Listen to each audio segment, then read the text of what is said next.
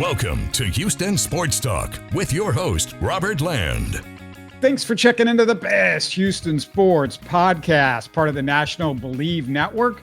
Joining me to talk Rockets is Sports Radio 610's Adam Spolane. Great to see you, Adam. And wow, things can change on a dime in the NBA. Was it just 2 weeks ago they'd beaten the Cavs twice and the Celtics in 3 consecutive games? And you look up, Adam, and suddenly they're in free fall. And now their 2 most important starters are injured. Yeah, it is crazy. It was exactly 2 weeks ago that they beat the Celtics, and they are on a high like they haven't been on probably in 7 years. And then all of a sudden, you lose a couple close games and a couple guys get hurt. You run into a really tough portion of your schedule, not maybe in terms of opponents, but just in how the games have lined up. And then all of a sudden, it does feel like you're in a little bit of a free-for-all. And it means that you have to come back in the fourth quarter to beat one of the worst teams in the league, and it kind of makes you feel a little bit better about yourself. But yeah, the league is unforgiving, and an NBA schedule is unforgiving.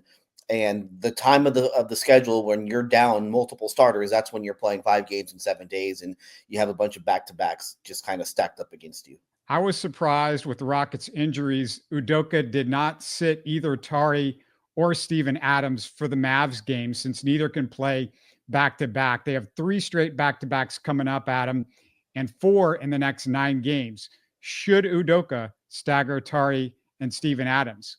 I don't know. They haven't done that. Like, I don't think that they've ever really looked at it that way. And I think that they trust the rest of the guys that they have at the end of that bench.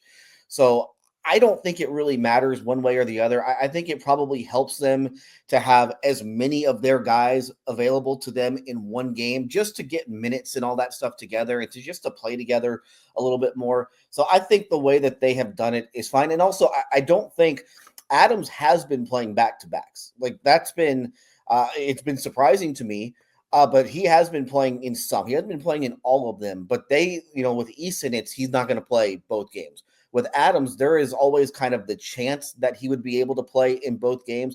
And I just think that the reason he didn't play yesterday was just that the ankle didn't feel well enough for him to play. And I think that they are kind of thinking that it's probably going to be the same thing here, at least for these next few back-to-backs, just given the age and given the injury history. But no, I think that the way they have done it, not staggering them, is fine. I think that they feel like they can beat teams either way. Yeah, and what Udoka said in the press conference, Adams can play back-to-back if he's limited to the 12-minute to 15-minute. If he gets up to 20, then it becomes a problem. And I just looked at the Mavericks game, and I'm like, they're going to need him a lot, considering they were going up against the bigs with Dallas. So I just was real surprised at, like, okay, you're going to have to play Steven Adams a lot that game. Let's just save Tari and make sure if we don't beat the Mavs, we can get out of this 6-game losing streak with the best potential of winning at home against Toronto.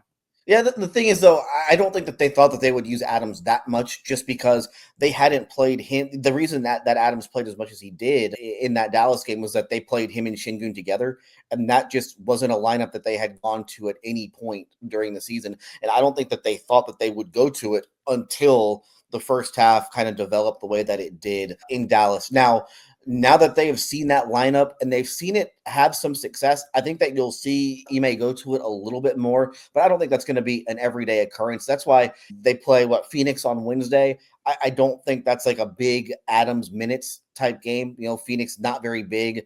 Unless Şengün's hurt. Yeah, unless Şengün is hurt. And it didn't sound like he will be. They seem pretty confident that it was a muscle spasm, and having a couple of days off will help him. Now, will he be able to play the normal amount of minutes that he plays? We'll have to wait and see. But if not, as you saw, Landale can step in and survive, especially against the Suns. So I think that they should be okay for now with that. The Rockets have basically punted on their last roster spot for the entire season. How do you feel about that, considering we're in this load managing era, and going into the season, you knew about the Tari and Adams situations? Not only that, you look, they haven't gotten anything out of their two-way guys either. And that was an area you look at when two-ways first got introduced, 7-8 years ago, however long it's been.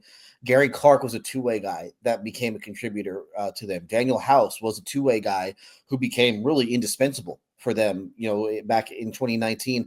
And even in this era, They got Garrison Matthews with a 2-way deal, and he became, a decent NBA player. Like, that was somebody who really helped them and is still in the league right now. Dacian Nix was a 2-way guy who had some talent and they liked. Obviously, that didn't work out, but again, they got something out of that deal. You look the last couple of years, they've got nothing out of those 2-way guys. And so to me, it's a little bit of a missed opportunity. The same thing with the 15th man. It's a little bit of a missed opportunity, but it's also not like easy to get. Like, you're not going to, in most cases, you're not going to get like a real contributor with that type of a contract. You're looking at maybe a young guy who is not ready. And what's kind of unique about their bench and why I don't think that they think that the 15th man is that much of a necessity. You look at like 10 through 14 on their bench, they're all vets, and they're all vets who make a lot of money. Like Aaron Holiday is making $5 million this year. Tate's at $7 million. Jeff Green's at $9 million. Adams is making a lot of money. Landale is making $8 million. So it's easier to get vets, when they're making that type of money.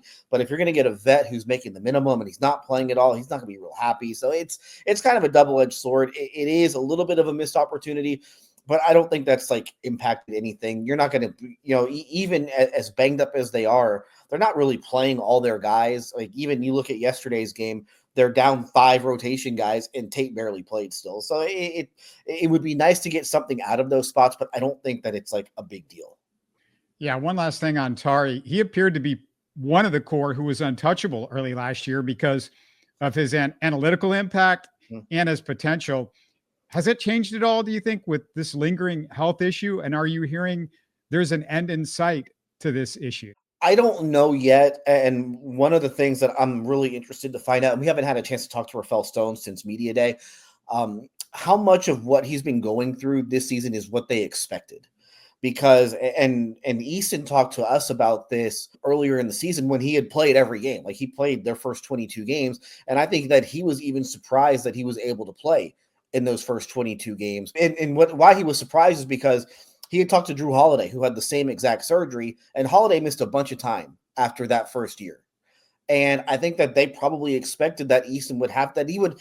This was a serious surgery. Like, they went in and, they worked on the bone. So I think that there was the expectation that he would be dealing with something. And I guess the good news is that it's not like he got kicked or anything on that leg, and that's what caused the soreness. I think the soreness has just been kind of what they expected. But when we get deeper into the year and when we close out the year, I think that'll be a question that I have for them, is like, the soreness that Easton dealt with at this point of the year, is that what you guys really expected to have happen? And were you surprised that he was able to play as much as he did early in the year? So I certainly get the concern, because obviously he will be due for or he will be eligible for an extension this summer. I feel like, though, what he has dealt with is pretty much what they expected that he would deal with, a year after that surgery. One last health-related issue. Udoka addressed Jalen's health in the Raptors postgame. Is there something going on? And do you believe that's what's caused his drop-off from the hot streak in early January? He's just banged up. It's just normal wear and tear that you go through over the course of a season. I remember we were in Memphis last month, and he's said that he had a contusion on his kneecap, and it's just the normal stuff that you deal with when you play kind of his style, where you're going to the rim and you're hitting the floor a lot. It's not like any type of a soft tissue thing. I just think that he plays every game, and when you play every game, you're going to deal with some nicks over the course of a season. And the other thing that Udoka said is that he does his work in the training room, and the trainer tells him every day he's good to go. And I think that's a credit to Green that that he's able to play. He hasn't missed a game now in 2.5 years. And I think that it's important for him that he plays in every single game and makes himself available to his teammates like that. I want to ask about the trade deadline in just a second. But first, before we roll on, I want to remind our listeners about Underdog Fantasy. Underdog has a unique approach to fantasy sports with their simple pick'em style format. You can select players you believe will outperform expectations without that traditional daily fantasy drawback. If you feel like drafting, which many fantasy owners feel is the best part, Underdog offers simple drafts where you can select a squad and compete for some serious cash. You'll find all the major leagues and college sports on Underdog, plus user-friendly interface, making it easy and fun to play. Don't forget, just because the Super Bowl is done, still so much to go to Underdog for. Jump in the fun by clicking the link and using the promo code HOU. It's right in the YouTube and podcast description. If you do come aboard, you get a free pick and up to $1,000 in bonus cash. Not a bad deal. So go check out Underdog and download their really cool app to your favorite mobile device. All right, Adam, the trade deadline was completely upside down. 3 weeks ago, nobody could have predicted Luka and De'Aaron Fox would have been moved, while the Blazers, Nets, and Jazz refused to cash out on any of their real trade chips. But what about the Rockets, Adam? Is there anything they should have done at the deadline? Should have? I don't know, because I don't know like what they were looking for. Like I think I wrote maybe 10 days before the deadline, maybe about Robert Williams being somebody that they would want. Maybe an Eric Gordon reunion. You know, Philly was trying to get below the luxury tax. They were able to do that without trading Eric Gordon. Maybe some other ancillary pieces. And like there was some Cam Johnson talk. There's always been some Cam Johnson talk around them, and there always will be, because they still have that Nets 2027 pick. But I think that you always have to frame things in terms of, will Udoka play this guy?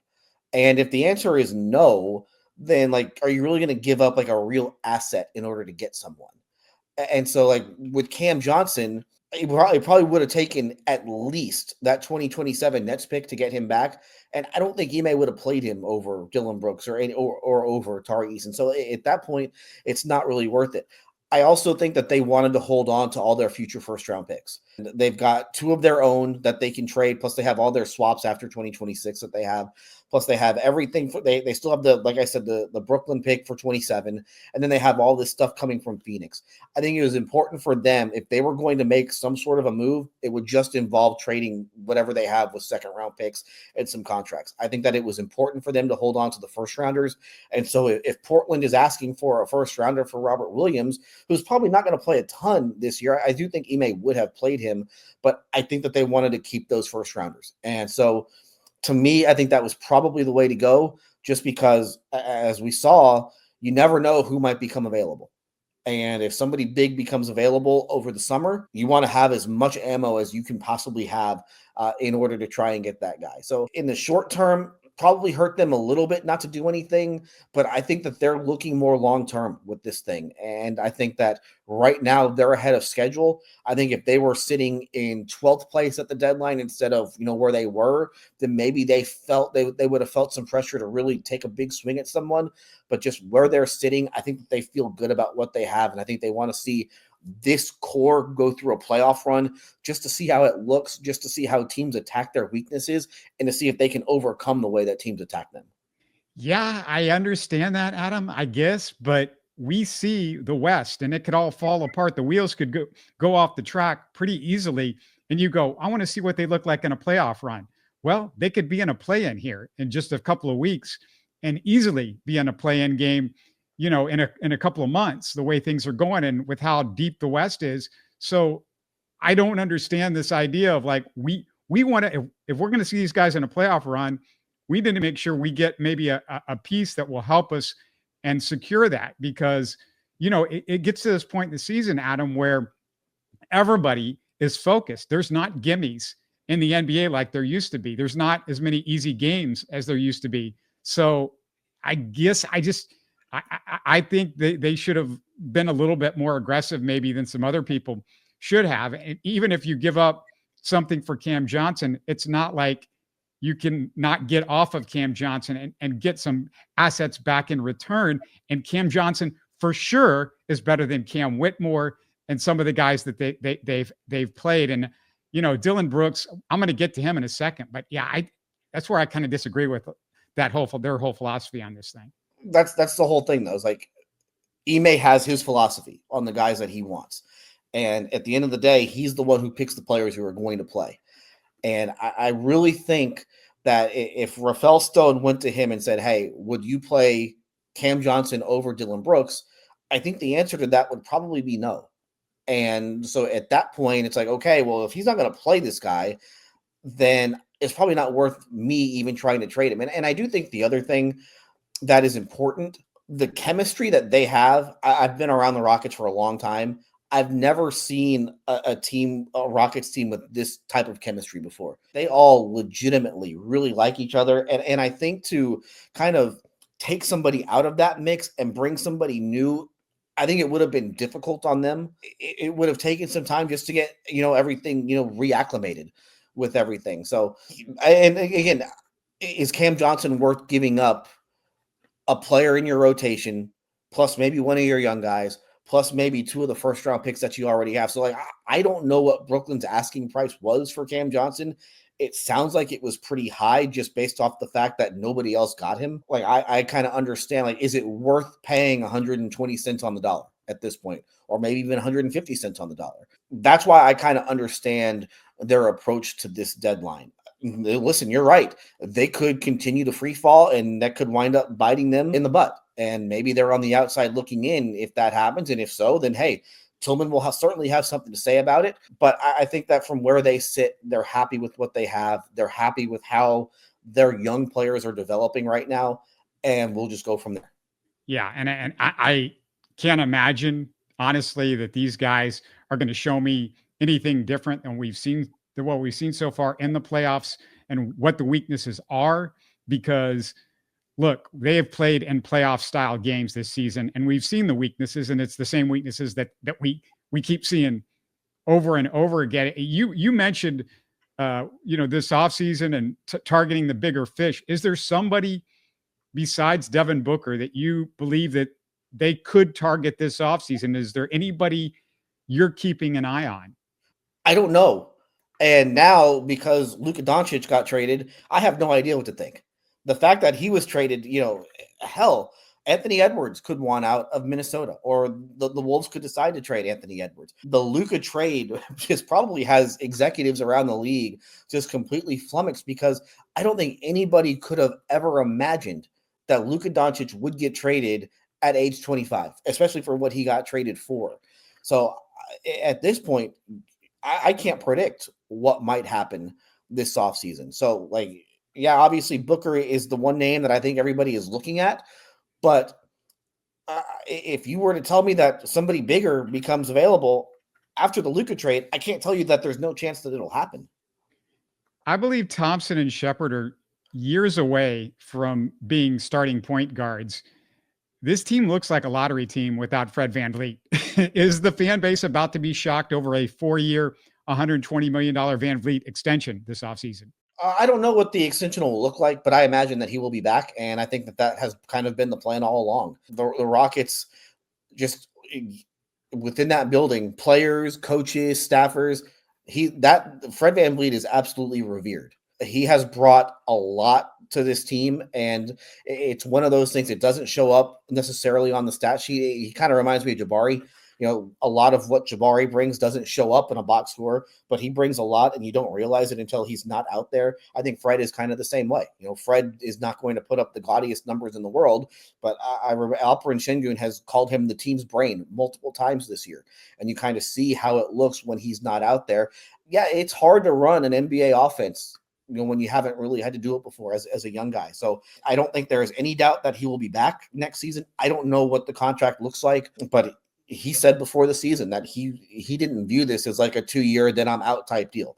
Like he bought a house here. He wants to stay here. I think it's important for him that he is able to stick around. And so I'm sure they will get something done. Again, I don't know what it'll look like. I'm sure that when you look at the contract, you're also kind of projecting out what you're going to be paying some of these young guys in the future, so that you're not like way over the tax. But yeah, I don't think there's any doubt that Fred VanVleet will be back one way or another. Whether they might pick up the option at this point with the way that he's been playing, but they will get some. I'm fairly confident they will get something done with him.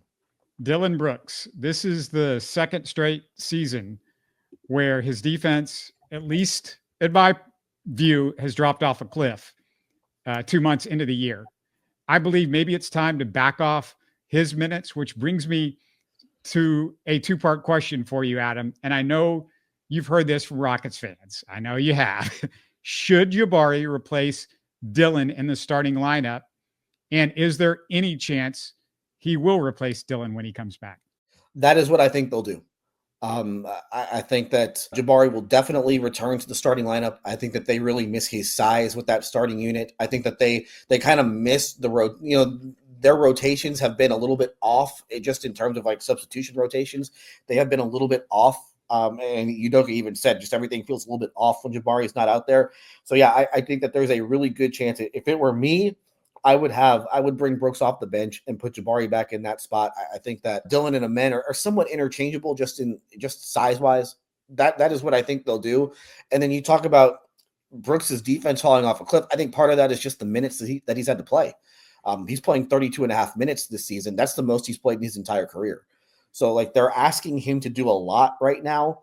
A lot of that is because Jabari is out, and they've got obviously some other guys out as well. So you get Jabari back. I think that lessens the load on Dillon a little bit. If it were me, I think that I would bring Brooks off the bench. That allows him to just be that kind of physical defender for 20-something minutes a game. He can use up all 6 of his fouls, and I think that he's better in that type of a role. But he's shooting the ball really well. I think that that's kind of the one thing that's been lost on his season. This guy's almost at 39% from 3 this year. Best number of his career. He's having a good offensive season. Just they're asking him to do so much defensively. I think it's probably taken away from him just a little bit. Yeah, the frustrating thing for me is there are just too many times where, you're trying to teach these guys right habits. The defensive habits with Dillon are always good. The offensive habits can be ball stopping, one-on-one play. This is like what's wrong with the Rockets offense at times. Yes, it really is. I think that he's gotten better, though, at that. That was obviously a big issue for him in Memphis. Like I'm looking through, there was one year he was taking 16 and a half shots a game in Memphis. And, he's taking less than 12 shots now. And that's a lot more than what he was taking last year. Last year, he was taking 10.7 shots a game for them last year. So, like, he really reined that in. And his shot selection got a whole lot better. Again, at times he's going to fire it up. But also, it's not like he's just firing up contested shots. And so, as long as he's open, they want him to take that shot. And he's going to be left open a lot just because of the history and because of his reputation. But if he's going to take 6 threes a game and make 38.5% of them, fire away. That's a good shot for them. The open threes, yeah. No, I don't think anybody has any issue with him taking the open threes. Good stuff here. Yahoo's Dan Devine brought out a couple of really fun Amen Thompson stats on his Big Number podcast a few days ago, and these might have slipped slightly after the last couple of games. But Adam, listen to this. Amen's 11th in the league in free throw attempt rate. He's behind just 8 centers, Giannis, Harden, and Jimmy Butler. And as a starter, he's averaging 17 points, 10 rebounds, which I think might be down to 9.7, but let's just say 10 rebounds for what he was saying. 17 points, 10 rebounds, 4 assists, 2 steals, and 1 block. Nobody in history has done that in a regular season. What do you think about Amen Thompson's potential after what you've seen? I think that he probably has, in terms of being like an all-around player, he's got the highest ceiling out of everybody. He doesn't have like the highest offensive ceiling. Jalen Green has their highest offensive ceiling, but just in terms of overall ceiling as an overall player, he has their highest ceiling. But you talked about Dillon Brooks' defense falling off. Amen's defense has fallen off a little bit. He's like second in minutes, right? Since he was in the starting lineup. Yeah, he's having to play like 40 minutes a lot. And I do think that that's taking a toll on him as well. And so, like, getting Jabari back, I think helps everybody, and him included. But yeah, there is a reason why I think Dillon Brooks is probably going to come off the bench whenever Jabari comes back. And that's just because of how good Amen has been. And you wonder if he wouldn't have gotten hurt last year, if he wouldn't have gotten sick last year, which really cost him the first half. Like, is this a guy who we're talking about completely differently just going into the season? I think that he's going to wind up making at least one of the all defense teams. This might be the last time that he ever sits out an all-star game. I think that he's a multi-time all-star. It has turned out to be one of really the great draft picks that they've ever made. Just the ceiling is so high with him, and you're seeing the offense get better and better. You're seeing the confidence that he's playing with on that end of the floor. He's not afraid to shoot.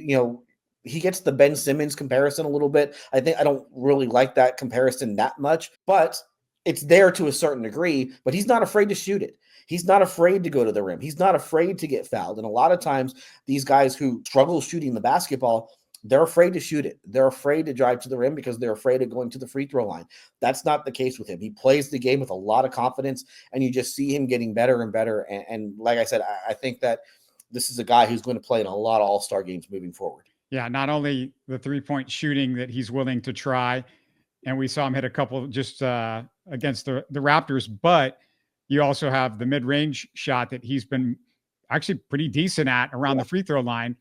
So that's been great. And he's 21st in the NBA in estimated plus minus, which is a all-in-one stat that sort of gives you an idea about a player. And Yahoo's Tom Haberstra said that puts him at an all-star level when you look at 21st in the NBA. And Amin and Şengün, they're third and fourth in that stat among all 22 and under players. Wemby and Chet are the only guys this year that are ahead of Amin and Şengün in that particular stat for 22 and under. So, Adam, this is really incredible stuff when you look at it.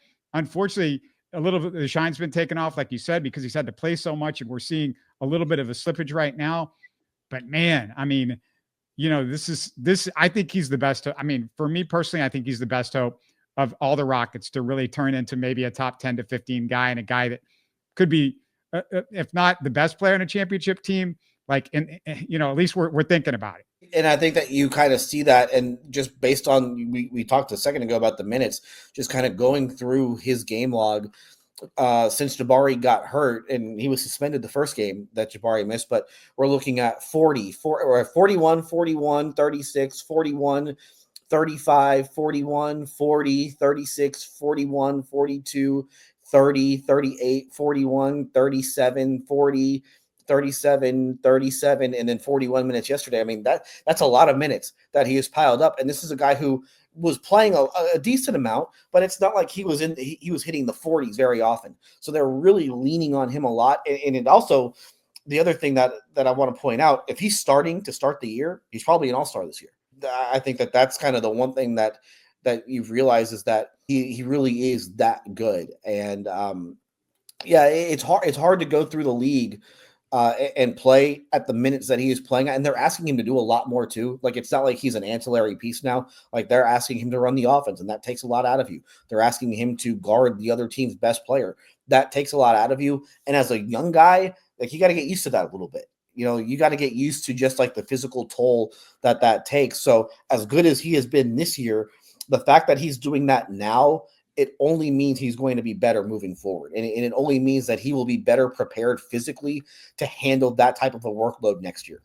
Yeah, if you Rockets fans want an adrenaline boost, go check out that episode of the Big Number podcast from last week, because that's just the tip of the iceberg. Some of the stuff that I mentioned that they get into. And, tell us what you think, all you listeners out there, get in the YouTube comments. And if you're a new fan of the show, please support us by subscribing on YouTube and your favorite podcast app. Adam, anything you're working on or you want to plug over at 610? Not yet. Obviously we have Rockets coverage at sportsradio610.com, and then baseball right around the corner. Pitchers and catchers report here in a couple of days. So we'll have a lot of Astro stuff here coming up in the coming weeks. Bregman Watch is still on. Yes, it may not ever stop. Yeah, looking forward to all that. Go check out all of his work over on 610, and can't thank you enough for doing this. Thanks for giving us the time. Yeah, of course, anytime. You're listening to Houston Sports Talk. Hey, don't forget to support us by subscribing and commenting on YouTube. You can always listen to us on Spotify, Apple, or your favorite podcast app. Tell your friends about us and share our show links on social media. Spread the word, everybody. Thanks for listening.